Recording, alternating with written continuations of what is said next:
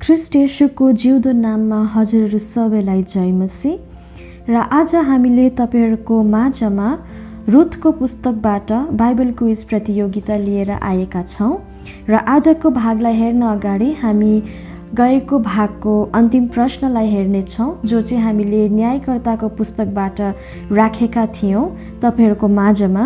र प्रश्न थियो, सिम्सोनले सिंहको सिनुमा के फेला पारे? What did Simpson discover in the lion's carcass? मासु, कीरा, च्याउ या मह, meat, worms, mushroom or honey? र यस प्रश्नको सही उत्तर रहेको छ मह यानी कि हनी, जसको खण्डन हामी न्यायकर्ताको पुस्तक 14 अध्यायको 8 पथमा पाउन सक्छौं। र तपाईहरु धेरैले यस प्रश्नको उत्तर हामीलाई सोशल मिडियाको माध्यमद्वारा दिइरहनु भएको थियो। हजुरहरूलाई धन्यवाद। र आजको भागलाई हेर्न अगाडि म तपाईहरुको माझमा नियमहरू राख्नेछु। र नियमहरू यस प्रकार छन्।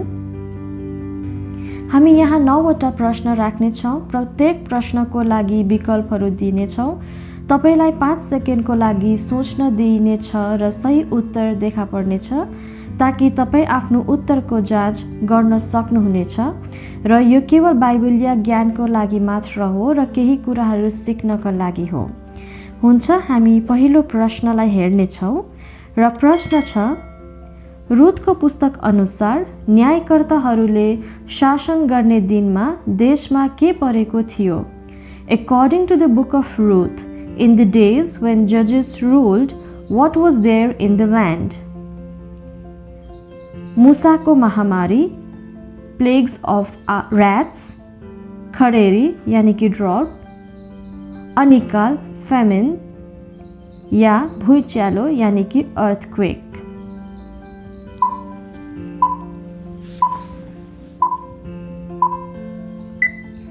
र यस प्रश्नको सही उत्तरलाई हेर्नेछौं। र उत्तर रहेको छ अनिकाल यानी कि फेमिन, जसको खण्डन हामीले रुथको पुस्तक 1 अध्यायको 1 पदमा पाउन सक्नेछौं। र दोस्रो प्रश्न छ, जब नोआमीले रुथलाई घर छोड्न भने रुथले के गर्ने निर्णय गरिन्? What did Ruth decide to do when Naomi asked her to leave? उनकी आमाको घर फर्कने, go back to the mother's home, नोआमीसँग घर फर्कने, to return home with Naomi, मोआबमा नयाँ पति खोज्ने, to find new husband in Moab, या उनकी दिदी ओप्रासँगै बस्ने, to stay with her sister-in-law Oprah।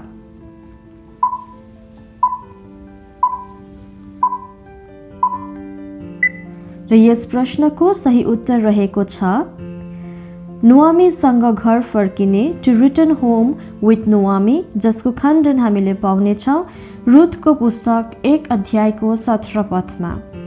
हामी हेर्नेछौं तेस्रो प्रश्नलाई। र प्रश्न छ, बोआजसँग नोआमीको सम्बन्ध के थियो? What was Naomi's relationship to Boaz? वहाँ उनको भाइ थिए, he was her brother। वहाँ उनको पतिको सबैभन्दा मिल्ने साथी थिए, he was her husband's best friend। उनी उनको काका थिए, he was her uncle। या वहाँ उनको पतिको नातेदार थिए, he was a relative of her husband।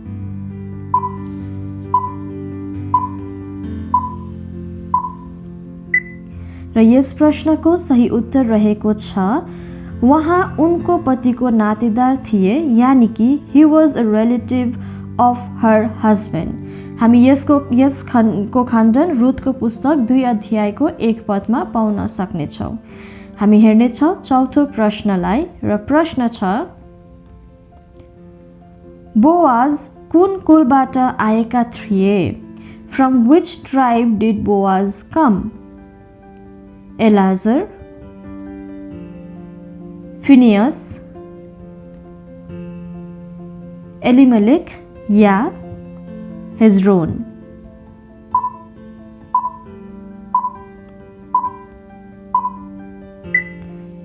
र यस प्रश्नको सही उत्तर रहेको छ एलिमलेक।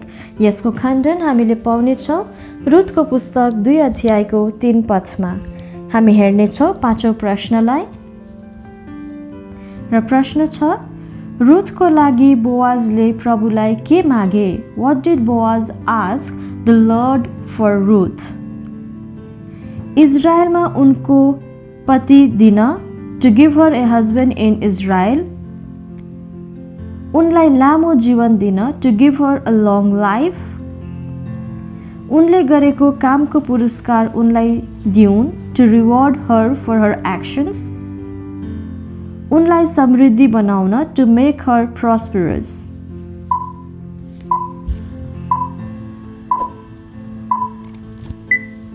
र यस प्रश्नको सही उत्तर रहेको छ उनले गरेको कामको पुरस्कार उनलाई दिउन्, to reward her for her actions।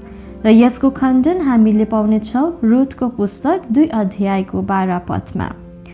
र 6औं प्रश्न रहेको छ अन्न थुपारेको रात बोआजले रुथको कुन चरित्र चिने? On the night of the pile of food, which character of Ruth did Boaz recognize?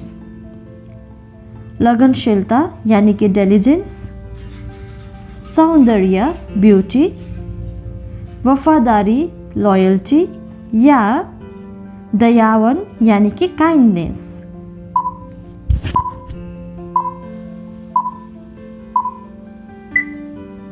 र यस प्रश्नको सही उत्तर रहेको छ दयावन यानी कि काइंडनेस। यसको खण्डन हामीले रुथको पुस्तक 3 अध्यायको 10 पदमा पाउनेछौँ। हामी हेर्नेछौँ 7औं प्रश्नलाई। र प्रश्न छ बोआज किन शहरको फाटकमा बसे? Why did Boaz sit down by the city gate? नजिकको नातेदारसँग कुरा गर्नलाई, to talk to a close relative, रुथसँग कुरा गर्नलाई, to talk to Ruth, नोआमीलाई पर्खन, to wait for Naomi, या आफ्नो नयाँ फसलहरू हेर्न, to see his new harvest।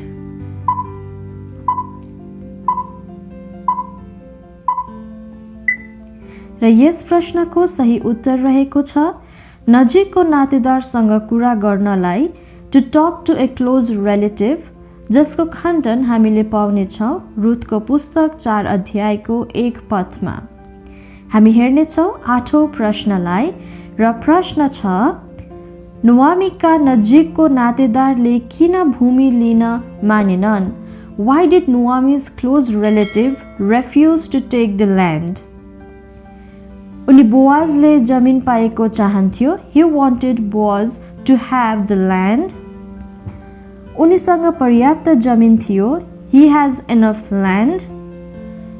उनी पहिले नै विवाहित थिए, he was already married, या उनलाई आफ्नो सम्पत्ति गुमाउने डर थियो, he might endanger his estate।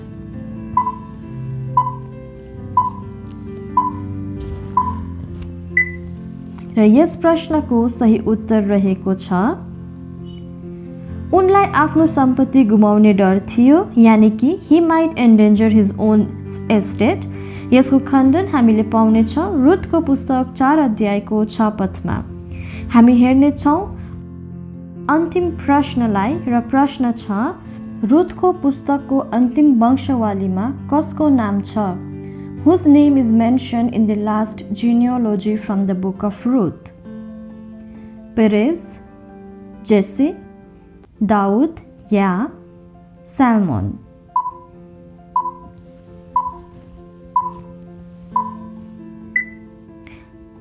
र सधैँझै हामी यस प्रश्नलाई तपाईहरुको माझमा छोड्नेछौँ। तपाईहरुले यस प्रश्नको जवाब हामीलाई कमेन्ट बक्समा लेख्न सक्नुहुनेछ र यसको जवाब हामी अर्को भिडियोमा लिएर आउनेछौँ। र हजुरहरू सबैलाई फेरि पनि जय मसीह। र हामी विश्वास गर्छौँ तपाईहरुले यस क्विजको माध्यमद्वारा धेरै आशिषहरू पाइरहनु भएको छ भनेर। जय मसीह अनि धन्यवाद।